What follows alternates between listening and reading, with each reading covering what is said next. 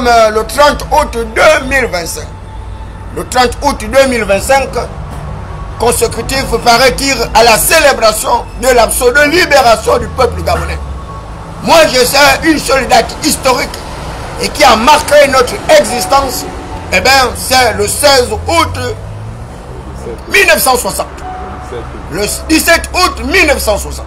Le 17 août 1960, qui est cette marque célébrative de notre autodétermination, c'est-à-dire le principe des droits du peuple à disposer d'eux-mêmes.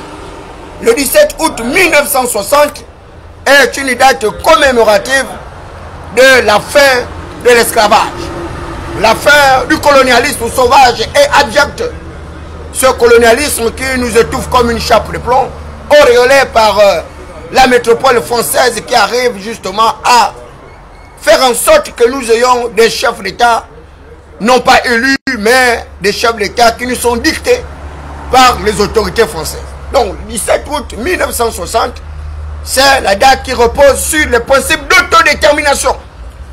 Le principe d'autodéterminant, qui est d'ailleurs issu dans la Déclaration universelle des droits de l'homme et du citoyen de 1789, auréolée par la lutte des privilèges monarchiques. La monarchie du roi Louis XIV, qui pensait que l'État c'était lui. Louis XIV qui était caractérisé par la personnification et la personnalisation du pouvoir. Louis XIV qui incarnait le pouvoir totalitaire, qui incarnait l'absolutisme du pouvoir, avec aucune perspective, aucune possibilité pour le peuple français d'avoir accès à un certain nombre de libertés de garantie constitutionnelle, c'est-à-dire la liberté d'action, la liberté d'opinion, la liberté de manifestation, la liberté de culte, la liberté de création de partis politiques et autres. En somme, tout ce qui fait ce qu'on appelle la véritable humanité d'un être debout comme David Berkouma, c'est-à-dire invertébré et non une luciole, un primitif et sauvage. Je le rappelais que la date du 17 août 1960 se caractérise par le principe de la souveraineté des États. La souveraineté sur le plan national, la souveraineté sur le plan international. La souveraineté internationale. Donc le droit du peuple à disposer de ses propres ressources, de ses matières premières et autres de son économie et tout ce qui va avec ce principe fondateur d'une véritable nation démocratique, patriotique et républicaine.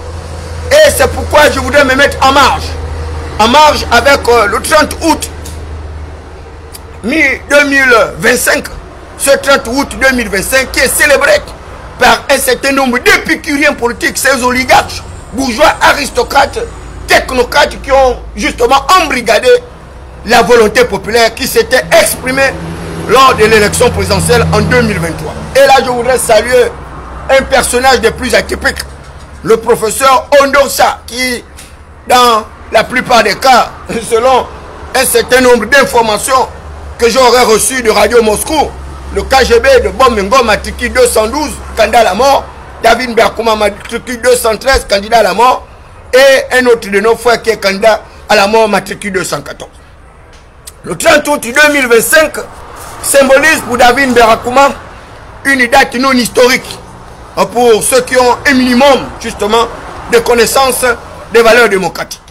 Le 30 août 2025 est une date qui a mis hors d'état de nuit celui qu'on a qualifié système Bongo PDG. Malheureusement, ce n'est pas le cas. Le 30 août 2025 est donc cette date historique où on a volé la volonté populaire, qui s'était exprimée par le choix d'un candidat. Paraît-il, c'était Ondosa. Mais je sais, de par le résultat électoral qui avait été annoncé par la commission nationale électorale, justement chargée de l'organisation de cette élection, c'est Ali Bongo Ondimba qui était sorti victorieux de cette campagne électorale. Mais nous savons, de par notre historicité, qu'il fut un temps où Jean-Ping Okoka avait choisi gagner l'élection présidentielle. Mais tout le monde avait tout de même vu l'écart entre Ali Bongo Ondimba et Jean-Ping Okoka, où ces pseudo-politiciens constitutionnalistes étaient obligés d'annuler 25 bureaux de vote dans le 2e arrondissement de la commune de Libreville, avec également des actes de falsification des procès-verbaux du côté de Franceville, où certains représentants justement d'une certaine opposition maquilleuse une opposition marchandise comparable à des gaz prostitués dévergondés aux odeurs de putréfaction comme celle de la baie de cochon, qui avait pu justement arriver à l'exploit en falsifiant les procès-verbaux dans la province de Haute-Ogooué, ce qui a occasionné d'ailleurs une perte considérable des pourcentages électoraux de Jean-Ping Okoka, avec une proclamation d'Ali Bongo Ondimba comme le vainqueur. Mais tout le monde sait, à partir de ces résultats, tout le monde le savait, à partir de la campagne qui avait été menée par Jean-Ping Okoka sur le plan national, sur le plan international, connaissant ce personnage avec les mêmes moyens pratiquement dédoublés que ceux d'Ali Bongo Ondimba, eh bien, cette élection, ça tout le monde peut se convenir que Jean-Ping Okoka avait bel et bien battu Ali Bongo Ondimba après de couture. Et d'ailleurs, ce ne sont pas la communauté internationale et autres qui me démentiront le contraire. Mais grâce à une certaine oligarchie parasitaire qui a trahi une fois de plus les intérêts du peuple souverain, ces derniers, avec l'aide du perroquet national, Alain Claude Binze, avec l'ancien premier ministre Isso Zengondé, avec Ali Akba Onanga Yobege, ce brillant docteur en droit public, avec Simon Toutoum, qui encore Paul Biogemba et autres, Imongo Régis, et ceux-là qu'on a qualifiés justement, comment on les appelait encore, M. Kemer Kesen Meleka.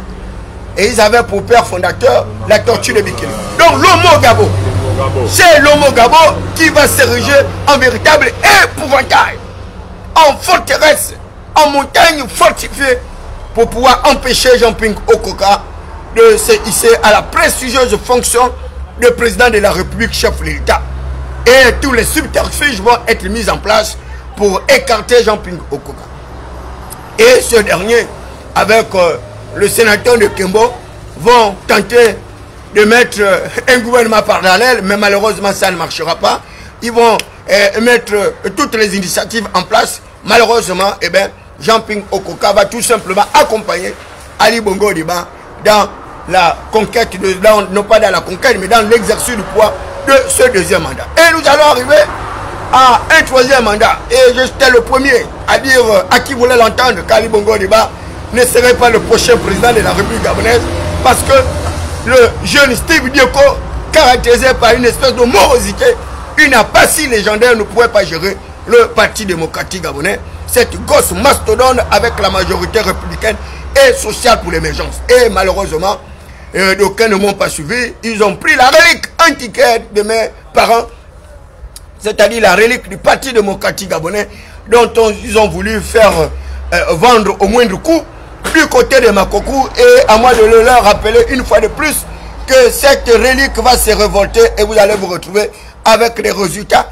catastrophiques qui feront en sorte que quelqu'un d'autre serait détenteur du pouvoir, parce que le troisième mandat d'Ali Bongo Ondimba est un mandat suicidaire. C'est un mandat qui ne tient pas compte d'une certaine réalité qui est vécue par les populations gabonaises. Malheureusement, ces êtres intransigeants, caractérisés par l'ostracisme, la démesure, la concussion, la compromission et autres, vont tout de même modifier notre architecture constitutionnelle avec la préexistence d'un certain triumvirat. Donc Marie-Madeleine Bourantio va se mettre à l'ouvrage grâce à une manipulation éhontée de notre constitution pour bloquer le processus constitutionnel qui devait arriver à une déclaration définitive au pouvoir dès lors que Ali Bongo Ondimba avait été frappé d'un accident cardiovasculaire et aigu du côté de l'Arabie Saoudite. Et il vous souviendra, pour vous rappeler la mémoire, pour les auditeurs oublieux, que moi, David Berkouma, était celui-là qui était au sein du Parti démocratique gabonais, qui avait donné le micro à Ali Bongo Ondimba, qui nous avait formellement donné une instruction qui était celle d'aller faire battre Alexandre Barreau-Chambrier dans le 4e arrondissement de la commune de Libreville et soutenir le jeune Mike Abakoudia. Et Ali Bongo Ondimba était allé devant moi, David Berkouma, en très parfaite santé, avec son petit frère Frédéric Bongo, Brice Lacouche, Alianga témoin avec Patrici Tanaza. Et pour ma petite prestation de 2 minutes, eh bien, je vais sortir de là avec une bagatelle solde de 1 million de francs CFA qui m'avait été remis par un des conseillers de Patrici Tanaza et m'informant que c'est Lacouche Alianga et qui m'aurait donné cette faramineuse somme parce que, eh bien, comme d'habitude, j'avais fait une très bonne et merveilleuse prestation en 2 minutes. Et là, je voudrais saluer à titre posthume la mémoire de Sine Badinga et qui nous avait également accompagnés dans ce challenge de faire en sorte que Mike Abakunia soit l'élu à la place d'Alexandre Barreau-Chambré. Et ce qui a été fait. Malheureusement, Marie-Madeleine Bouroncho va tripatouiller la construction en créant un triumvirat, donc un cheval de Troie avec un ministre de la Défense qui serait également un acteur dans la recherche justement de la conquête du pouvoir exécutif dans sa gestion au quotidien avec le président de l'Assemblée et le président du Sénat. Et nous allons arriver à une véritable désorganisation, déstructuration et désinstitutionnalisation de notre système étatique rendu possible par celle qu'on appelle la veuve M. La veuve M, que vous connaissez très bien, Marie-Madeleine Bouroncho, 3 puissances, 3 triplés. Et cette femme qui a l'origine d'ailleurs de toutes les flagellations dont le peuple gabonais a été victime. Et on apercevra une fois de plus Marie-Madeleine Bouroncho comme une pseudo-avocate de pléthore des tribunaux de cours internationaux. Et elle va se retrouver comme ça du côté de la HEC, du côté de la haute cour de justice internationale pour défendre notre litige frontalier avec les autorités de la Guinée équatoriale. Et une fois de plus, je reviendrai pour sonner le glas, pour dire que Marie-Madeleine Bouroncho n'a pas la compétence, l'expertise requise pour pouvoir assurer cette responsabilité d'avocat pour défendre justement notre parti. Et cette défense va se solder par un échec retentissant, une débâcle juridique qui va une fois de plus faire perdre le Gabon, l'île Mbagné, alors que c'est le drapeau gabonais et qui avait toujours volé au sein de cette circonscription administrative et territoriale pendant plusieurs années. Et Omar Bongo Deba, je voudrais le saluer à titre posthume pour avoir toujours celui-là qui a défendu notre espace territorial, notre espace maritime, notre espace aérien, notre espace terrestre et autres. Donc Omar Bongo Deba, cet homme qui s'est toujours caractérisé par un certain protectionnisme du peuple souverain. Donc ce n'est pas une histoire que nous devons dénaturer ou nous devons escamoter. Non, ces gens-là ont bel et bien contribué à ce que Sylvia Bongo Valentin, avec son fils Nourdine Bongo Valentin, l'Epsoneux gabonais, marocain, anglais, de pouvoir se hisser aux plus hautes fonctions en déclarant ce que nous avons de cher, c'est-à-dire notre union nationale, notre cohésion sociale et autres. Et nous allons arriver au processus fatidique avec le manque d'organisation du Parti démocratique gabonais. Et je vais le décrier 5 mois avant, en prédisant une débâcle électorale retentissante parce que les indicateurs s'étaient détériorés progressivement. Il est de même également pour moi, David Benkouma, j'avais déjà une fois de plus accusé la majorité républicaine sociale d'être désorganisée et qu'elle était incapable d'apporter une victoire au chef d'État Ali Bongo Deba, qui était déjà malade et qui nécessitait une convalescence, donc une rupture définitive avec le pouvoir.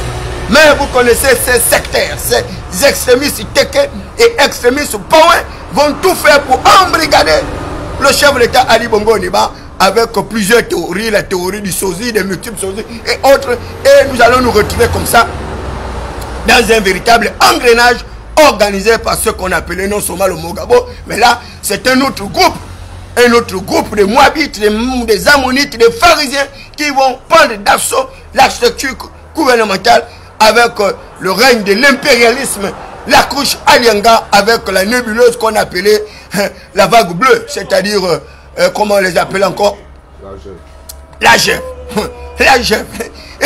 Et la GEF va également être périclitée par les extrémistes Teke qui vont jeter notre très jeune frère, directeur de cabinet du chef de l'État, la couche Alianga, dans une sordide prison après avoir respecté les prévisions de David Benkouma qui avait dit à la couche Alianga qu'attention, quand va la couche à l'eau, elle finira par se briser parce que la gestion épicière à l'époque de la couche Alianga, caractérisée également par le sectarisme, par le tribalisme, par l'égocentrisme et autres, ne pouvait pas prospérer.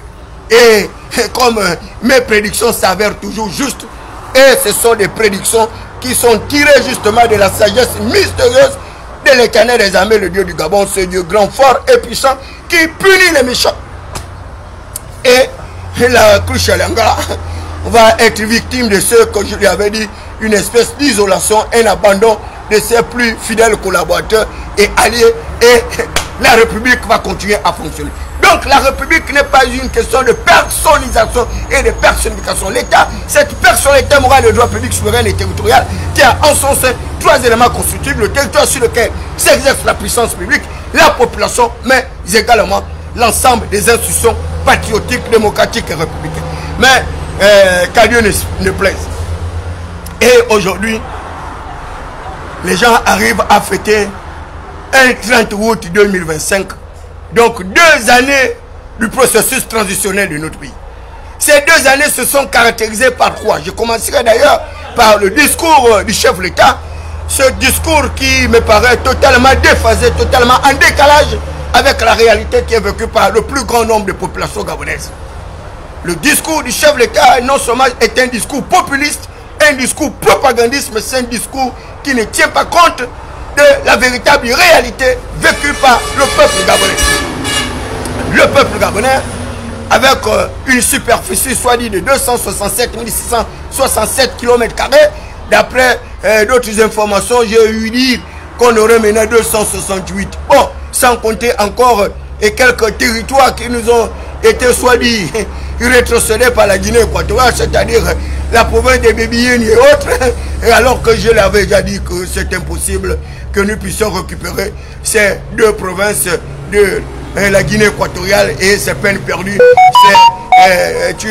C'est un arrêt qui était préjudiciable au peuple gabonais, rien à voir avec toutes les esprits, les tartuferés de tous ces commentateurs qui nous ont fait croire à tort que le Gabon aurait eu d'autres parts de territoire annexés du côté de la Guinée équatoriale. Malheureusement, c'était encore un autre grossier tissu de mensonges, et nous sommes là pour rappeler les faits, pour rappeler l'histoire. Donc, la gouvernance de Brice Koto Oligui Nguema, d'ailleurs, il vient de le dire à travers son discours, et qui met en exergue une préférence nationale. La préférence nationale, mais dans quel environnement économique et social? La préférence nationale où il parle d'une certaine gabonisation d'un certain emploi, mais dans quelle architecture économique et sociale? Nous sommes dans les économies libérales. Les économies libérales reposent sur le libre-échangisme, sur l'ouverture des barrières, sur le brisement de tous les obstacles qui puissent s'interférer entre le marché des capitaux, le marché d'emploi, le marché du travail, le marché des autres, tout le marché des ressources humaines et autres, dans un environnement complètement ouvert. Et c'est pourquoi on parle de l'espace continental du marché. Et cet espace continental du marché n'a rien à voir avec des préférences nationales, parce que c'est la loi de l'offre et de la demande qui se confrontent dans un marché monopolistique ou dans un marché oligopolistique. Et ce sont les meilleurs qui arrivent à tirer profit justement de cette bataille, de ce coup d'avantage comparatif.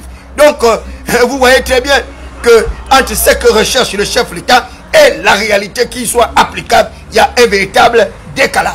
Le chef de l'État a également parlé des politiques migratoires. Et là, je voudrais faire mieux en l'encourageant dans ce sens-là, où il a dit, et d'ailleurs, qu'il va augmenter le budget du ministère de la Défense. Le budget du ministère de la Défense pour pouvoir justement arriver à une protection de notre espace maritime, dont il avait d'ailleurs demandé le secours des plus hautes autorités des États-Unis lorsqu'il s'est retrouvé en période en présence de Donald Trump, avec un discours bien structuré qui avait celui pratiquement le continent africain, Brice Koto Oligui Nguema, qui s'était érigé à cette époque-là comme un véritable génie, comme un véritable protecteur justement de l'Afrique continentale. L'Afrique, ce continent qui fait rêver, avec plusieurs matières premières, plusieurs richesses, mais malheureusement le dernier parmi tous les continents. Et Brice Koto Oligui Nguema, qui s'était caractérisé par le défenseur communautaire, le défenseur pratiquement de l'ensemble de cette Afrique homogène, aujourd'hui est en train justement de privilégier, prioriser, soit dit, le peuple gabonais au détriment de cet espace continental, violant ainsi les véritables lois de l'offre et la demande, les lois du marché, dans une économie capitalistique à haute intensité économique. Donc, c'est une fois de plus un discours qui est totalement en décalage avec la réalité qui peut être vécue par le plus grand nombre des compatriotes gabonais. Mais les politiques migratoires, eh bien, c'est cela la responsabilité de l'État.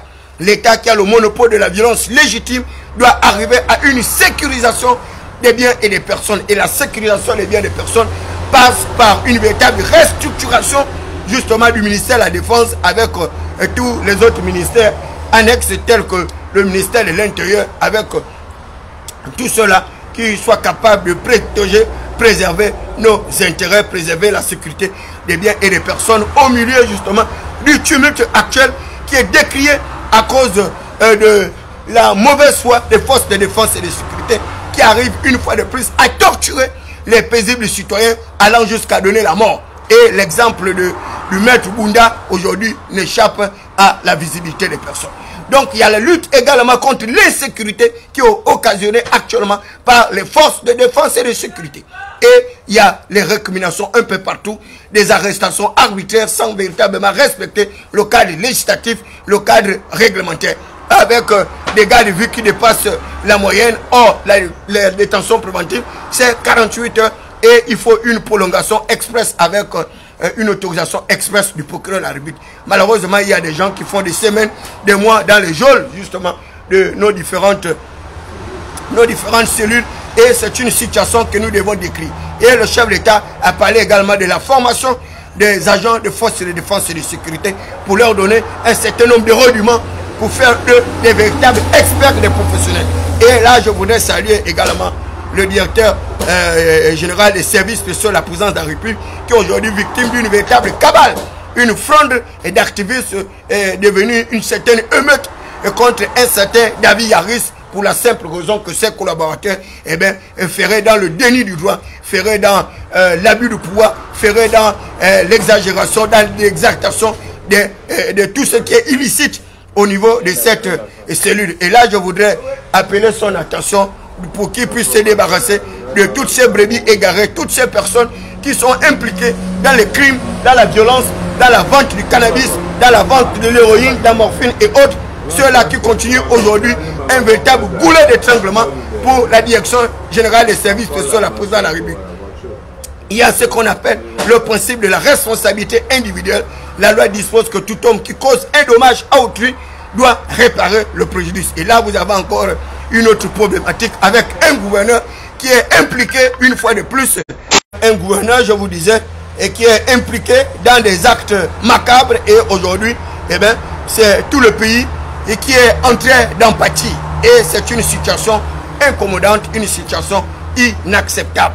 Donc il s'agit également d'avoir une certaine police des polices, l'inspection générale justement des services de police, pour que cet organe puisse jouer véritablement ce rôle et que nous puissions nous débarrasser des agents de forces de défense, de sécurité véreux qui arrivent à menacer la paix sociale, l'unité, la concorde de notre parti par des violations flagrantes, non seulement de notre loi fondamentale, de notre code et autres ordonnancements juridiques. Donc le discours du chef de l'État, oui, il tient dans le cadre de la mise en place d'un certain nombre de mesures restrictives dans le cadre de l'immigration. La France l'a fait avec Nicolas Sarkozy qui fait étalage de l'immigration choisie et non une immigration subie.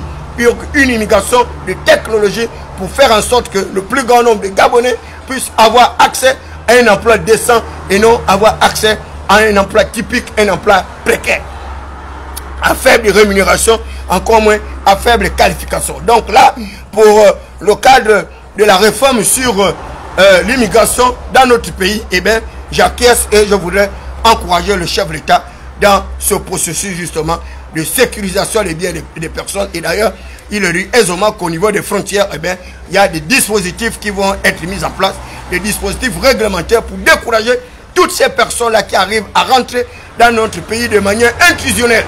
Et ceux qui sont également sur le territoire, il faut que le chef de l'État puisse mettre en place une batterie de mesures pour pouvoir régulariser la situation de tous ces étrangers, ces expatriés qui sont sur notre territoire à tort, qui exploitent nos matières premières, qui s'enrichissent de manière illicite dans notre pays. Et pendant ce temps, ce sont les premiers à se moquer également de la misère, de la pauvreté, la précarisation, voire même la paupérisation du peuple souverain. Et lorsqu'on leur demande de rentrer chez eux, ils opposent un refus catégorique. Donc les forces de défense et de sécurité doivent mettre toutes les batteries en mesure pour que tous les étrangers sur le territoire national, quelle que soit leur nationalité, que ce soit des Français, des Américains, des Béninois, des Ghanéens et autres Maliens, et que sache tous ceux qui ne seront pas en situation de régularité ou de légalisation de leur situation doivent être expulsés du territoire national. Nous ne sommes pas les premiers à le faire.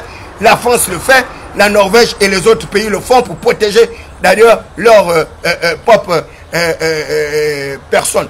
Et nous avons vu en Afrique du Sud où les Sud-Africains sont sortis des rues pour pouvoir agresser tous les étrangers et qui exerçaient des métiers à tort dans leur pays parce qu'eux également, ils voulaient avoir accès à ces différents métiers.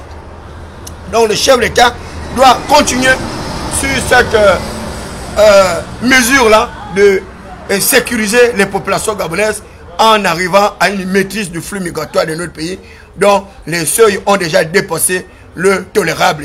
Il y a également Nguetara qui l'avait déjà relevé. Il y a le défunt général Idriss Ngari qui l'avait également relevé. Donc là, nous avons atteint pratiquement un seuil de dépassement qui ne peut plus nous permettre, une fois de plus, d'encourager l'entrée de ces migrants à l'intérieur de notre pays. Et c'est d'ailleurs l'entrée de ces migrants à l'intérieur de notre pays qui occasionne aujourd'hui l'insécurité avec les viols, les vols à la tire, avec les viols, avec les assassinats, avec les crimes rituels, les crimes de sang et autres. Autrefois, le Gabonais n'avait pu exercer une telle violence parce que le Gabonais est un être pacifique, c'est quelqu'un qui se contente du minimum qu'il a. Donc le chef de l'État, oui, a parlé des politiques migratoires, mais il est revenu encore sur l'unité nationale. Mais ça, monsieur le président, mais quelle unité nationale nous pouvons construire lorsque vos collaborateurs arrivent à favoriser les vôtres au détriment du plus grand nombre de personnes? Lorsque les extrémistes Teke occupent tous les postes de responsabilité en matière justement de gestion des ressources financières et que les autres provinces ne soient que de faire valoir, c'est-à-dire des accompagnateurs de toutes ces personnes. Et vous pouvez bien remarquer aujourd'hui le déséquilibre flagrant entre le développement de certaines villes du Haut-Togo avec l'arrière-pays. Et je voudrais également que le chef de l'État, dans cette recherche de l'unité de concorde, puisse faire en sorte qu'il y ait une véritable justice rétributive de la croissance économique de notre pays. Une justice qui puisse tenir compte d'un certain nombre de critères normatifs, à chacun selon sa responsabilité, à chacun selon sa compétence, à chacun également selon ses besoins. Il y a également des couches de population qui sont fragilisées, telles que les aveugles, et telles que les handicapés et autres, tels que les malades, les victimes de troubles mentaux, de troubles psychiques, psychologiques, psychosomatique, psychiatrique comme David Beakouma du côté de Mélène. Donc il y a cette faible population également qui doit avoir tout un intérêt. Et il y a également des vieillards.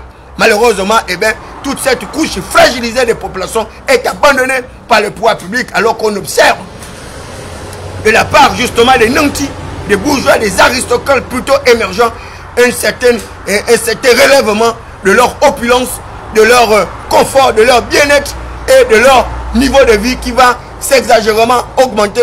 Et pendant ce temps, celui des populations gabonaises arrive à se détériorer et de manière infinie. Et c'est le même cas pour nous qui sommes les populations de plein retire où nous avons été déguerpis sauvagement par un gouvernement irrésolument irresponsable. Un gouvernement qui n'arrive pas à planifier ses politiques du développement en matière de délogement des personnes et de relogement. Et là, on a encore vu, oui, dit que certains individus tels que les activistes du palais, les amis d'ailleurs du chef de l'État, ceux qu'on peut coquin consanguin et maroquinerie, ont pu bénéficier, soit dit de la gratitude, la magnanimité du chef de l'État pour venir occuper des maisons à tort dont ils ne veulent pas obtenir alors que ces gens-là n'ont jamais résidé à pleine routine. Moi qui ai perdu 5 villas de mon père avec une maison en état de ma petite soeur, nous n'avons rien obtenu jusqu'à l'heure actuelle et le chef de l'État nous parle de l'unité, de la concorde. Ce n'est pas possible de construire l'unité, la concorde dans le développement des inégalités sociales, des écarts de conditions de vie, dans l'exclusion du grand nombre de personnes. Et c'est totalement déphasé, ce discours est totalement décalé de la réalité. Ce discours est d'autant plus décalé de la réalité dès lors que le chef de l'État, et c'est là le gros Il parle de l'appropriation de l'économie de notre pays. L'appropriation de l'économie de notre pays, et il le dit bien que ce ne doit pas être un slogan, un vrai mot, c'est-à-dire une supercherie, mais doit être vécu par les Gabonais comme une réalité. Malheureusement, ce n'est pas le cas. Et je vous informe, excellent monsieur le président, que la voiture que vous m'avez fait don en tant que père de la nation, ce véhicule est à raisonner actuellement au niveau de l'hôtel de ville pour la simple raison que mon grand frère aurait pris une personne en route pour pouvoir l'accompagner vers la destination vers laquelle il allait, et on l'a confondu avec un clandomane et ils m'ont mis comme chef d'accusation transport clandestin. Et là, c'est l'hôtel de ville.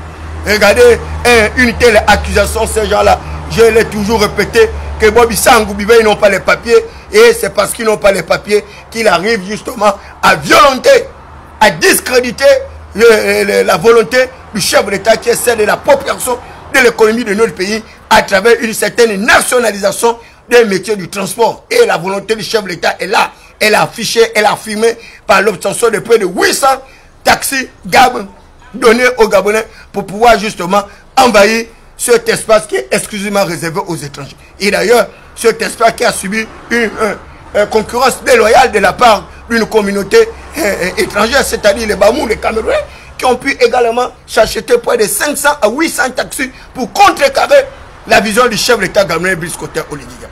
Donc, vous avez toutes ces personnes-là, la communauté étrangère, qui fait obstacle à la vision du chef de l'État. Vous avez également les Gabonais eux-mêmes, à travers une certaine phobie, qui arrive à empêcher d'autres Gabonais de pouvoir vivre du minimum de leur confort possible, parce que ces Gabonais-là arrivent à nous exploiter l'incrédulité, la lâcheté, la porosité d'un certain nombre de Gabonais en l'espoliant, entraînant d'ailleurs une espèce de déstabilisation de ces personnes. Ils ont pris mon véhicule et prétextant que j'aurais fait du transport clandestin, je ne sais pas si ces gens-là savent ce que c'est qu'un effet, un fait et un acte juridique. Ils ne savent même pas quelles sont les conditions de validité d'un acte juridique. L'élément matériel, l'élément psychologique, mais légalement l'élément intentionnel. Mais ils n'ont pas les papiers, Bobby Sangoubibe, donc c'est pas moi qui va leur enseigner un coup de droit, un coup des impôts et taxes, et c'est pas. Et vous arrivez à la mairie, ils ont des documents que je, à la limite, que je qualifie de documents fallacieux. On vous donne un document de perception où vous devez aller payer au trésor municipal une somme de 100 000 francs. Je paye une somme de 100 000 francs au trésor municipal que j'ai accompli quel acte répréhensible. Le chef de l'État parle de l'appropriation de l'économie de notre pays. Et on me dit que je fais du transport clandestin. Et ce sont des Gabonais. Et d'ailleurs des non-élus. Parce que moi je suis un élu. Jusqu'à ce que les forces de défense et de sécurité viennent le pouvoir par des voies antidémocratiques, des voies anticonstitutionnelles. Eh bien, j'étais conseiller municipal du côté de la commune de Libreville. Et c'est nous qui avons eu les meilleurs résultats électoraux dans le grand Libreville. Et ça, tout le monde le sait. Ce n'est que de polichinelle. Et je vois des petits individus qui se font passer pour des agents municipaux sans aucune légitimité, d'ailleurs, ni légalité, avec un certain nombre de ripoux, des forces de défense et de sécurité, une bande d'escrocs, de voleurs, de voleurs, de brigands qui arrivent à me demander 50 000 francs. Je leur dis, mais je vous donne 50 000 francs sur quelle base? Quelle est l'infraction que j'aurais commis? Oh, lorsque vous allez arriver à l'hôtel de ville, vous allez payer plus de 100 000. Je dis, je préfère que vous m'amenez à l'hôtel de ville. Et ils ont remorqué mon véhicule. J'arrive à l'hôtel de ville. On me sort un document pour dire que je vais payer 100 000 francs. Je leur ai dit, allez-y dire au maire de l'hôtel de ville que David Mbéakou m'a dit qu'il ne payera pas ces 100 000 francs. Et vous êtes en train de faire obstruction à la vision du chef de l'État. Vous êtes des complotistes, vous êtes des déstabilisateurs de la politique du chef de l'État. Et c'est vous qui empêchez les Gabonais d'avoir un minimum requis pour pouvoir nourrir leur famille. Sur quelle base vous allez empêcher les Gabonais de faire le métier de clandomane? Sur quelle base? Sur quel acte juridique? Sur quelle règle de droit vous faites reposer cette orientation? Pendant ce temps, il y a des gens qui évoluent dans les économies souterraines. Vous n'êtes pas capable de réorganiser ce secteur et vous arrivez comme ça. Ce sont les Gabonais comme vous que vous arrivez à matraquer. Et j'espère qu'à travers le discours du chef de l'État, vous avez bel et bien entendu, avec une certaine sonorité, avec un certain ton, ce que le chef de l'État a dit. Et il est clair, les Gabonais doivent s'approprier l'économie de leur pays. Et il faut que les forces centrifuges, les obstacles que vous êtes, vous pouvez vous mettre à l'écart. Vous devez vous mettre, je dis bien, à l'écart. Et là, je voudrais terminer ce direct en remerciant le délégué spécial adjoint de la commune de Libreville, le délégué 1, M. Mavungu, ancien maire du 5e arrondissement, ancien secrétaire général adjoint du Parti démocratique gabonais, cet acteur politique intelligent, doté d'une certaine sagesse, dont j'ai fait parvenir un courrier de contestation justement de cette mesure conservatoire qui devait me permettre de leur donner une somme de 100 000 francs que je donne, d'ailleurs je ne dispose pas. Et même si j'en disposais, je n'allais jamais la leur donner parce que c'est de l'escroquerie. Hein, ce sont des petits voyous qui ne comprennent rien des mécanismes économiques. Il y a une réglementation en matière justement, en matière de délits, en matière d'infractions et autres. Les impôts sont organisés. Il y a une assiette des impôts. Ils ne savent même pas tout ça. La taxation, etc. On se lève pas un bon matin et puis on fait une taxe de 100 000 francs pour le transport des clandestins ou quoi. Sur quelle base? Cette taxe repose sur quelle réglementation? À l'état de vie. Sur quelle assiette des impôts et des taxes? Vous voyez qu'on a affaire à des ignares des illettrés. Et c'est difficile d'avoir affaire à des gens qui n'ont pas fait les études, qui n'ont pas appris, ils ne comprennent rien des mécanismes économiques. Et ce sont ces gens-là qui font tourner le pays en rond, qui constituent des forces centrifuges, des obstacles à l'émancipation d'une certaine population. Et c'est pourquoi je vous le dis, ma candidature dans le premier siège du 3e arrondissement commune de Libreville a tout son sens. Parce qu'il s'agit d'envoyer des députés qui soient capables justement d'appréhender des phénomènes sociétaux et les transformer en règles de droit, en loi législative et légiférante pour que les Gabonais puissent vivre la réalité de leur existence, sortir de leur situation de paupérisation pour arriver à un certain enrichissement de leur cactus de poules, de villages et autres, pour qu'on puisse transformer ces cactus-là en pôle attractif de développement. Mais ce sont les véritables ennemis des Gabonais, ce sont les Gabonais eux-mêmes. Ce sont les Gabonais. Et là, vous verrez, lorsque nous allons aller pendant le processus électoral, mais le chef de l'État leur a déjà indiqué la voie. Dès lors que ces gens-là continuent à casser vos maisons, ces gens-là continuent à briser vos commerces. Mais le chef de l'État vous indique même de ne pas voter pour eux. Et ils veulent maintenant se faire passer pour les candidats du chef de l'État. Je vous dis, ces gens-là ne sont pas les candidats de l'oligarchie. C'est du mensonge. Nous sommes tous les candidats du chef de l'État. Sur quelle base ces gens-là devraient être les candidats du chef de l'État et pas moi, David Biakoma? Alors que nous avons fait le même travail de soutien du chef de l'État. Et moi d'ailleurs, j'en ai fait pire que eux. Dès lors que j'étais celui-là, pendant près de 16 mois, qui n'a fait que véhiculer l'idéologie, la politique du chef de l'État sur plusieurs chaînes de télévision, particulièrement à Gabon.